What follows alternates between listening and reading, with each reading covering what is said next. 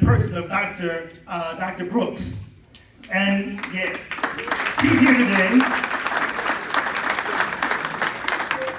He's got his swag on. There's an organization of young people and at Memorial, and there's swag. And they're doing some great things in that organization. So we want to begin by having Dr. Brooks, if he would, come and spend a few moments talking about the rationale behind swag, the direction of swag and what, you envision through that organization and how we can look at that success model as a template of how we can be more effective to save our children. Dr. Brooks.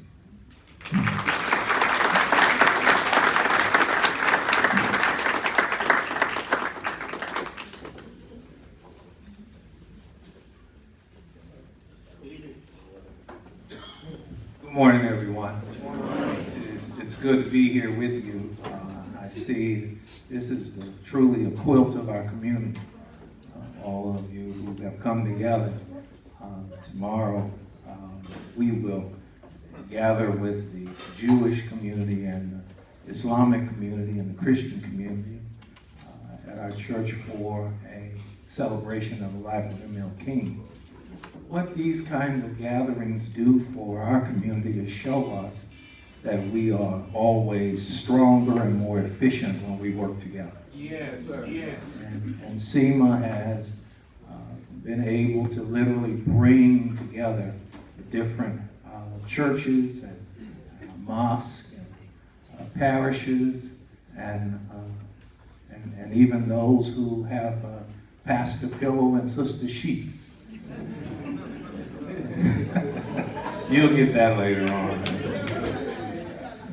But they've been able to bring all of these groups together and then focus that positive energy in helping young people, and in particular at the Lincoln Elementary School, where my wonderful sister is the principal.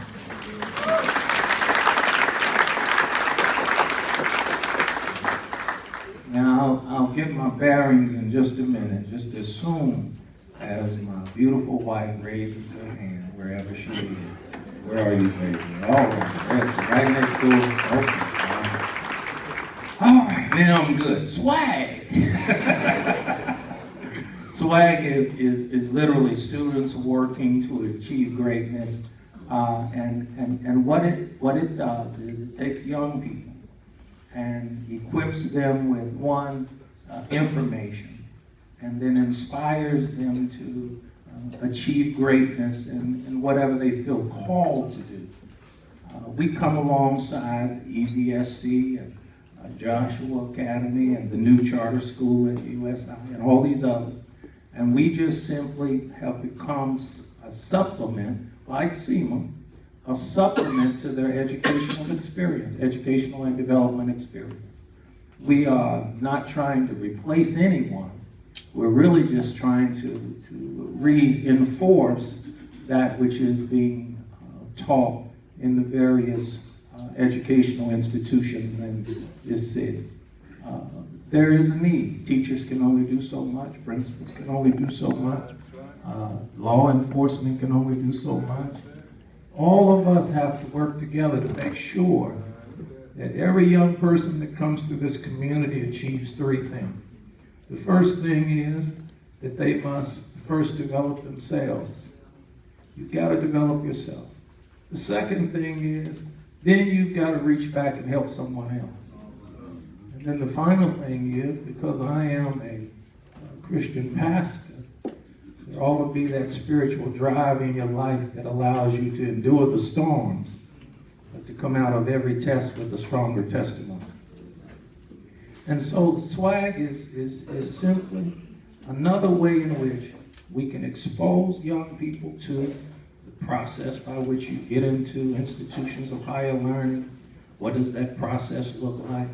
Mentoring, what is required to become a doctor or a lawyer or an engineer or a teacher? And while I'm talking about teachers in particular, y'all quit asking the teachers to do more. Amen.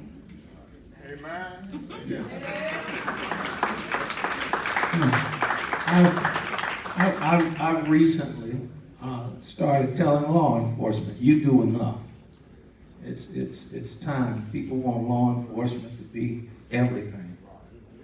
And it's time for those of us who make up the community to start doing our part, to come alongside and reinforce the positive as we attempt to develop these young people. Teachers, God love you for what y'all get paid. Amen. And what is required. You want them to have a master's degree, but you want them to have a salary equivalent to a fry cook at Burger King. That's right. It's time for our communities all over this literally this state and country to start requesting of our state legislators who are meeting today over at the Brown Room at the public library. So they're over there, so you may want to march over there. Amen. And start asking and requesting forcefully that they might increase the salaries of those who we expect so much from. Yes. I mean,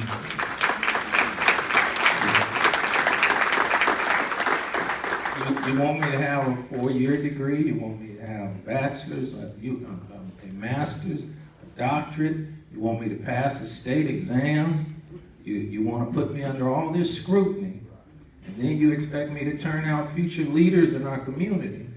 Well, for all that we ask of them, we ought to pay them for what we are asking. And therefore, you can have higher income and you might end up with higher outcome. That's right.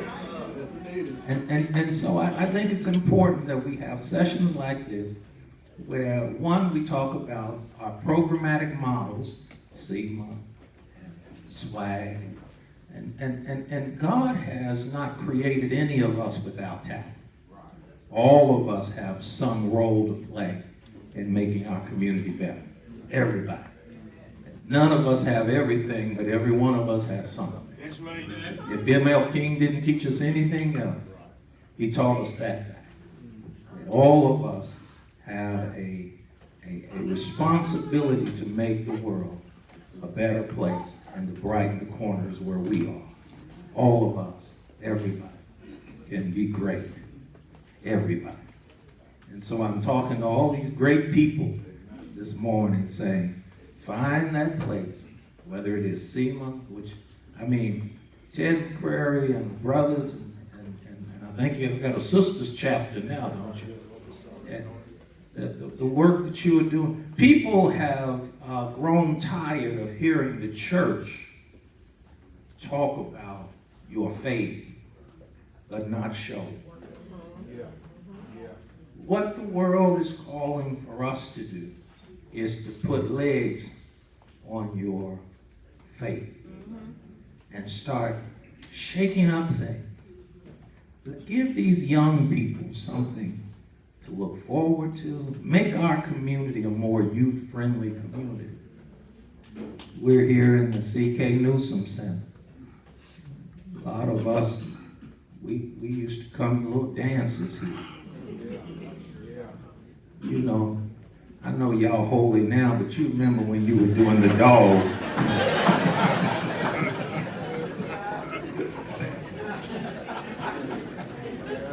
and the single and the double bump there. We have to create these enclaves, these places, these safe places for our kids to come and have little crushes and get, show, the ones who got the good rhythm, show the rest of those who may be rhythmically challenged like I was. One of the things I learned is the two-step, I learned this. My wife could dance, and I would just stand there and go. I learned that. So I'm sure there are some young people in this community who are like me, rhythmically challenged, but who got a fine mamma jamma who can break it down and dance. And they need to know there's a place for you. It's called the two-step. In these youth-friendly environments, we can impact young people in our community so that when they leave our community and go off to college or what have you, they'll later come back because they remember this community deposited in them. So now let me go back and deposit into others. It's critical for us to do that. SIMA, the work that you are doing, and others, teachers and others, and community-based organization leaders, and all of you, my friends, the work that we're doing right now is not in vain. People like Arlinda Payne, who most of us run from because you know she's got another case she wants you to help us support. I couldn't even get a haircut the other day. Listen, they were talking about another family that Arlinda had found. And so, you know, keep an extra 20 in your pocket if you're around Arlinda. She got somebody she wants you to help. But imagine the impact that that will have for that young family. If city of Evansville, the citizens of Evansville took time to help me at my most critical moment.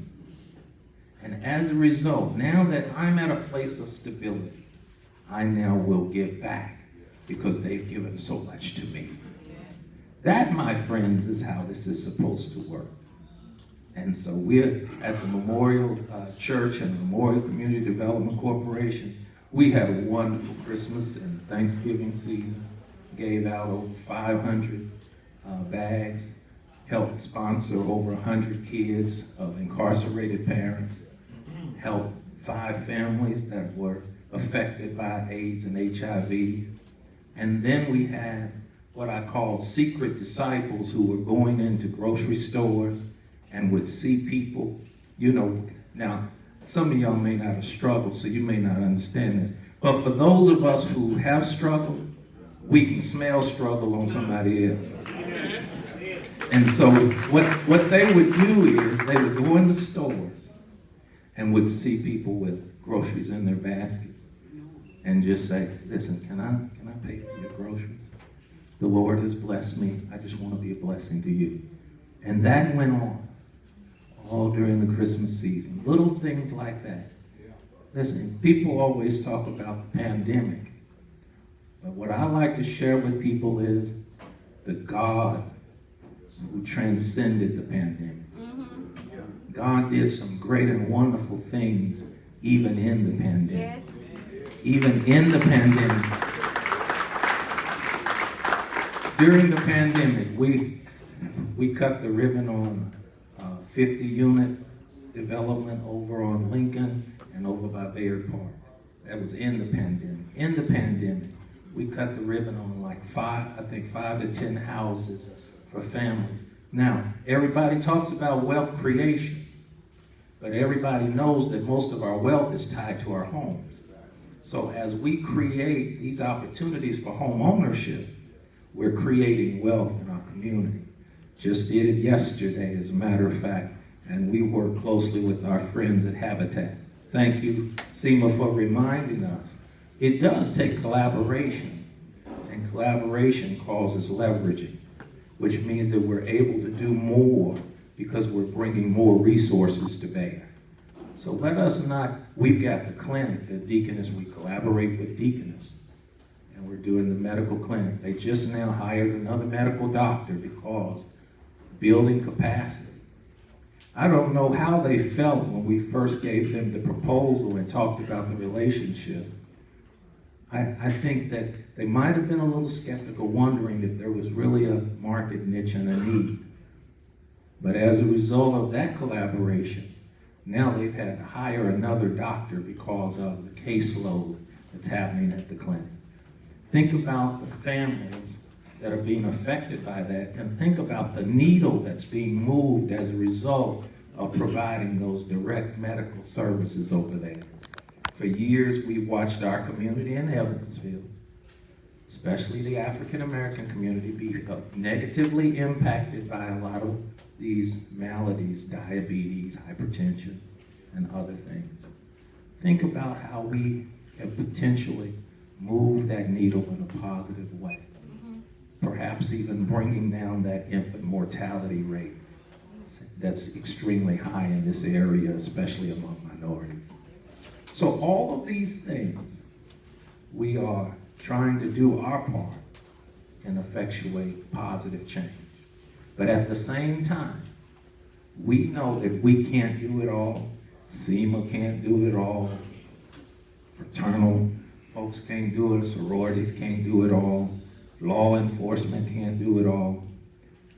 But if we all come together and find our place, whether it is, I see my city council person, Missy Mosby, and y'all know I just was assigned her ward.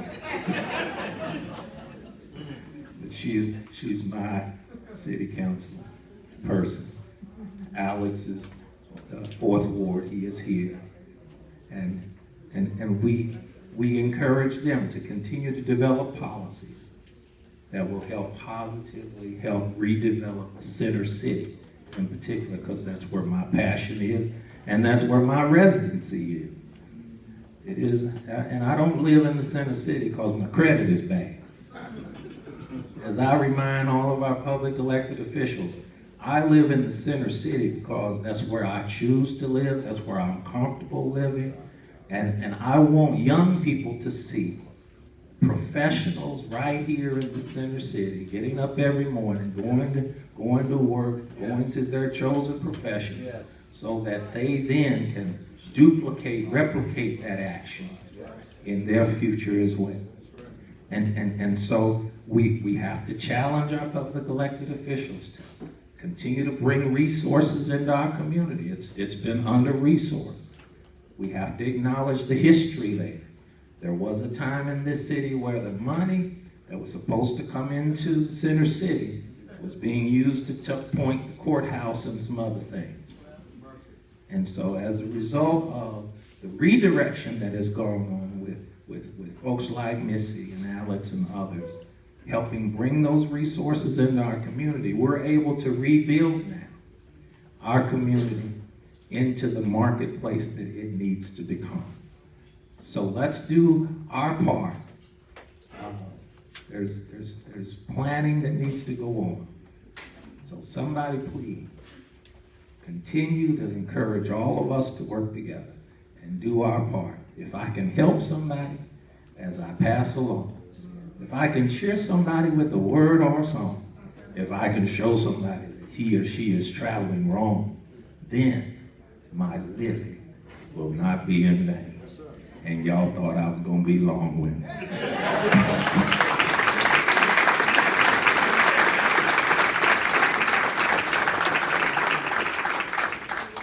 If you would, join me now with the word of prayer.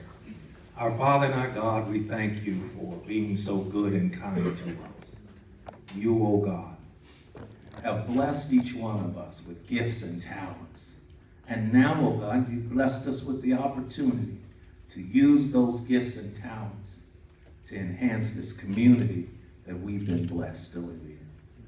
Oh God, we thank you for individuals and leaders like Ted McCrary.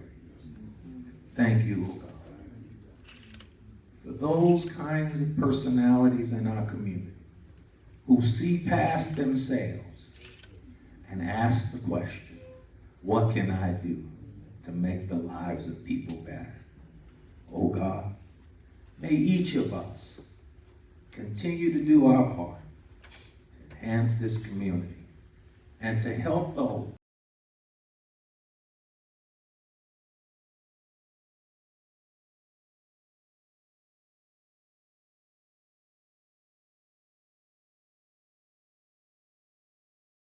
us, oh God, help them understand you're a treasure, you're not trash. You're a jewel, you're not junk. And you are gold and not garbage. Help us, oh God, to challenge the systems in our community, to do the right thing for all people. Yes. When we see, oh God, those policies that work against us, give us the courage to speak truth to power. And then, oh God, when we see those policies that help us again to have the courage to acknowledge that this is somebody who helped us. Oh God, bless us in a mighty way. And we thank you this weekend for the life of M.L. King. May, oh God, we continue to extend that legacy by showing the light of love and compassion in our community. Help us to extend that legacy by rebuilding our communities, by giving housing to those who stand in need, providing shelter to the homeless, addiction services to those, oh God, who find themselves fighting addictions. Help us, oh God, to help every young person know that they're special in God's sight and they have so much potential. And then, oh God, help us to fight against any system that would make any child feel insignificant. Lord, we bless your name, we praise your name, and we thank you for being the God who gives us the M.L. Kings of the world. Shine now in our lives so that others might see the light of the Lord. Bless us this day. And oh God, we ask now that all that we do and all that we say continue to be pleasing in your sight. You are our strength. You are our Redeemer. Amen. Amen.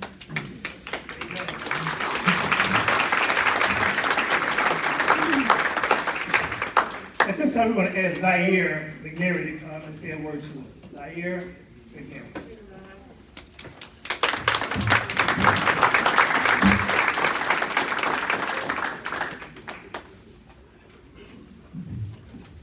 Good morning. There are so many young people aged 8 through 18 in our country growing up without any type of leadership or mentor. In fact, 1 in 3 young people in America outside of their family at home do not have a trusted adult who they believe they can turn to for advice or guidance. Thank you.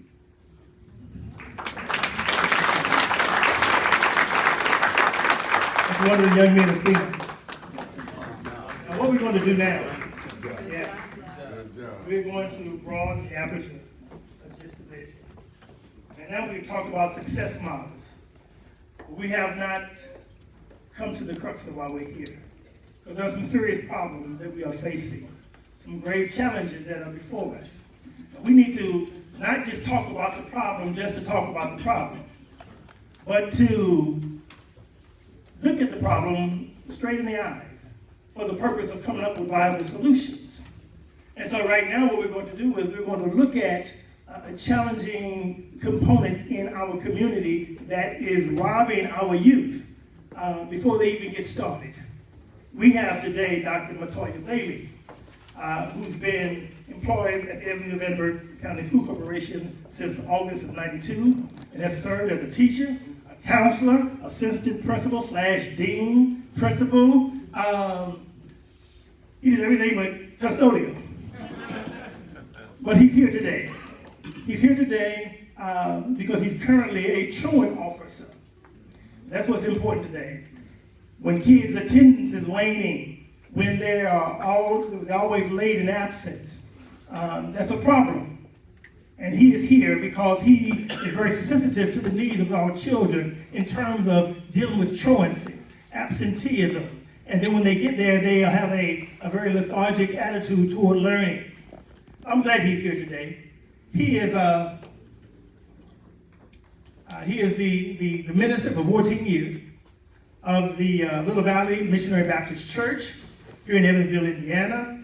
He has 2 children, 4 grandchildren. Now, we all understand he recently lost his wife of 26 years, Faye. Our hearts still mourn with you regarding that, but he's still doing the work. He's still doing the work, and we have to commend him for continuing to do the work.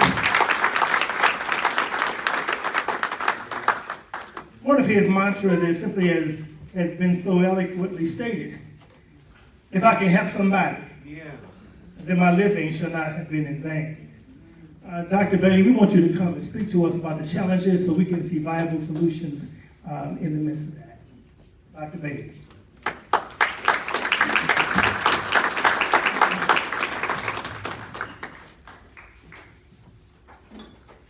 You know, I was thinking about this event, and all of us at SIMA were really excited.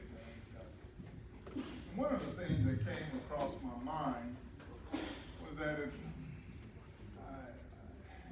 I don't want to blow people off, I have a playground voice, y'all. So. But at any rate, thank you, sir. I thought about if I only had a camera, I would take your picture. Take all of your pictures. We have parents, grandparents, we have children, we have civic leaders, councilmen, councilwomen. We have people going for mayor, be our next mayor, one of them anyway. We have teachers. You know I better mention teachers, and we have central office staff here. We have, as it's been well stated, every aspect of our community is represented here. And if I had a camera, I would take your picture. I would take your picture. What would I do with that picture? I'll take that picture, your picture, and I'll go to the schools, particularly the secretaries and the supportive staff that work with sending out all those letters, attendance letters to the homes. Talk to the teachers who spend a lot of time on the phone trying to reach parents about their son and daughter. I would take those pictures, and I would even go to the juvenile court because they are the teeth in our attendance to help encourage those who are less likely to be encouraged.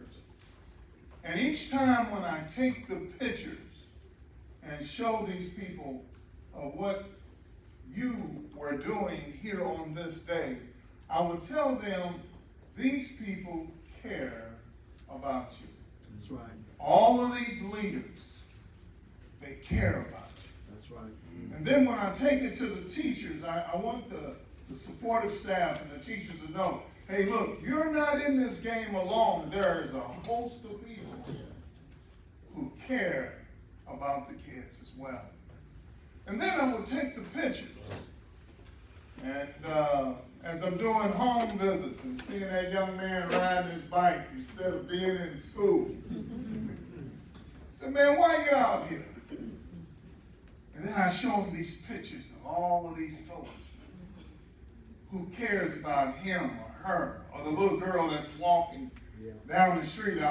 I'll show them this picture. Man, look at these pictures, man. We got police officers. We got superintendents. We got preachers. We got parents. I will show them we got people who care about them. And then I would take these same pictures and I would go and see those kids who've been out because of COVID, missing 2 and 3 weeks. Long-term illness, and I will show them, look, man, you got to get yourself well. You got to hang in there. Why? Because you got all these folk that care about you. Then I will go to that child that lost a mother, a dad, when they were in middle school due to COVID or something else. Or the parent that's been locked up where they don't have food on the table or they don't have decent housing. I will tell them, you just hang in there. Because there's a whole host of folk that care about you. I mean, not just talk, but in their walk, they care about you. I would take those pictures. I would show them, look here, the young man and the young lady that just want to be mediocre in school. I said, no, you can't do that. You can't do that. You got to give your best. Showing up is not enough. You got to give your best in everything you do. Why? Because you got a whole bunch of folk that care about you. Yeah, the brothers that help and the girls that are helped and the people that are helped. I say, look, man, I can be helped too. But the thing is, help ain't going to get you through. You got to come to the table with something. So, as a truancy officer, my role exists because of the enormity of student absenteeism. The enormity. It is a national concern. Hetty Chang, Executive Director of Attendance Work, says that 1 out of 10 students across the nation, 1 out of 10 miss more than 2 days a month or more. Now, forgive me if this gets really close to home, but missing school is like those calories we eat. You know how we're fit and trim before the winter comes, and we start getting a hold of mama's apple pie. You can't see those calories, but you see the results thereof. Kids that are missing school 2 and 3 days a month, oh, it's no problem. Parents taking the kids on vacation in the middle of school year. It ain't that much, ain't that bad. When they don't meet the quota, then you see. When the literacy and the vocabulary levels are not developed or cultivated, then you see. When you see graduation rates are not what they should be, then you see. Come on. I was talking to some of the kids, and I tell them, it's not about if your absence is excused or unexcused.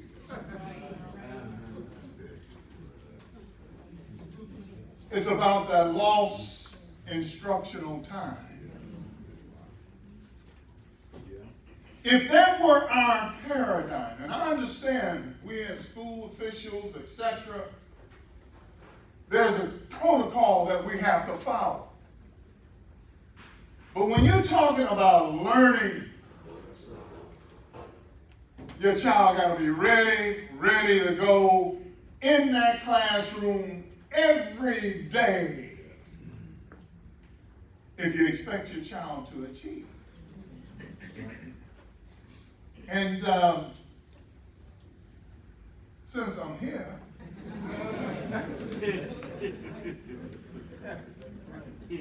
too many excuses. And I know part of it is our problem. When we were growing up, a lot of things we didn't have, we wanted our kids to have. What we should have been doing was giving them not what we didn't have, but giving them what they need to have and what we did have. That's what I'm trying to say. That's right, bro. All right, man. Break it down. Getting up early in the morning, walking in the snow to be on time for school. Why? Because learning was most essential. That's right. That's right, man. Every now and then, we let the slightest little thing get in our way. Somebody looked at me wrong. Somebody talked about my mama and all of this business instead of getting in the classroom.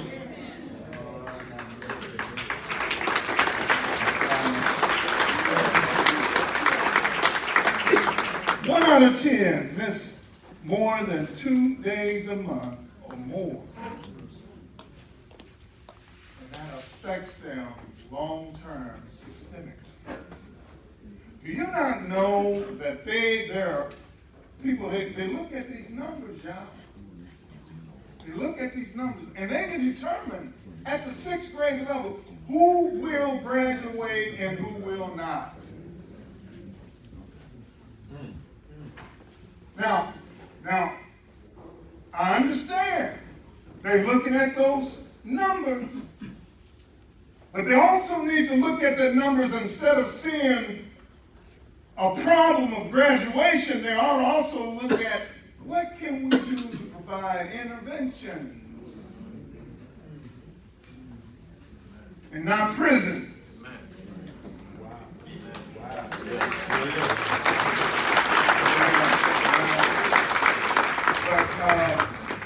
Forgive me, bro. Forgive me. I gotta be straight with this. If you playing cowboy and Indians in my neighborhood and throwing lead around, I don't want you in my neighborhood. That's right. I'm sorry. If you're in my neighborhood shooting bullets, I don't want you in my neighborhood. Somebody got to do something. That's right. I'm sorry if that offends any of it, but I'm here to say we need you, all of you. If a foreign country, I venture to say, if a foreign country had forced our students to miss the amount of school with all of its proclivities and lack of vocabulary development and limited literacy skills, learning gaps, etc., it will be deemed as an act of war. Think about it. Without questions, parents can make a real difference in solving the problem of too many absences. Establishing regular bedtime, scheduling medical and dental appointments, not having vacation during school, send their children to school unless truly sick, and have a backup plan if the child misses the bus. I gotta hurry on. But due to the breadth of the attendance problems, I must say that it's not just a student problem. It's not just a parental problem. It's not just a school problem. It's the school job. It's their problem and their kids. But you know what? Those kids live in my neighborhood. They live in your neighborhood. Therefore, they are our problem.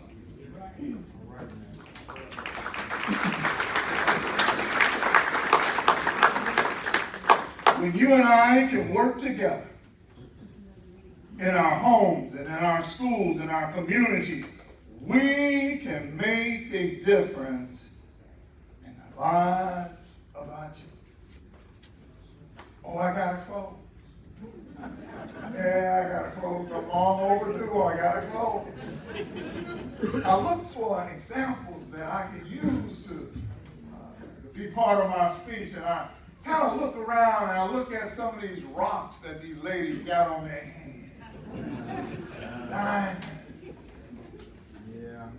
Then I think about the process. Yes, sir. The work that they go into, the machinery, the equipment that they use to dig and to extract the diamonds out of the rock. Yes, sir. Come on. Then when I look at these kids, Yeah. some of them don't have a reading level, but yet they can handle drug money. I know something about each of these kids. None of them are junk. Each of these kids are diamonds in the rough. Let us think about that. Thank you.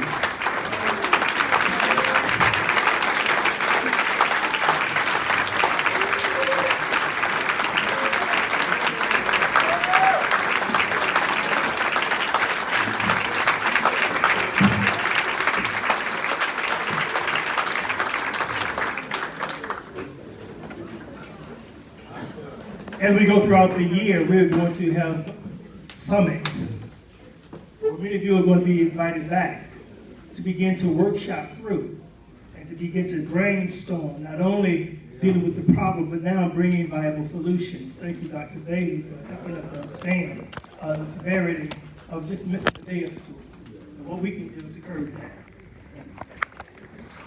After we listened to Dr. Bailey, we were going to flow right into another problem, which is the school pipeline to prison. And that is a very serious issue in our community. And we had asked someone who we felt had expertise to really share with us along that subject in the person of Diane Clement Boyd, Executive Director of the Human Relations Commission. But she let me know last night and then confirmed on this morning that her father was taken to the hospital, and he's there now, and therefore she won't be able to attend.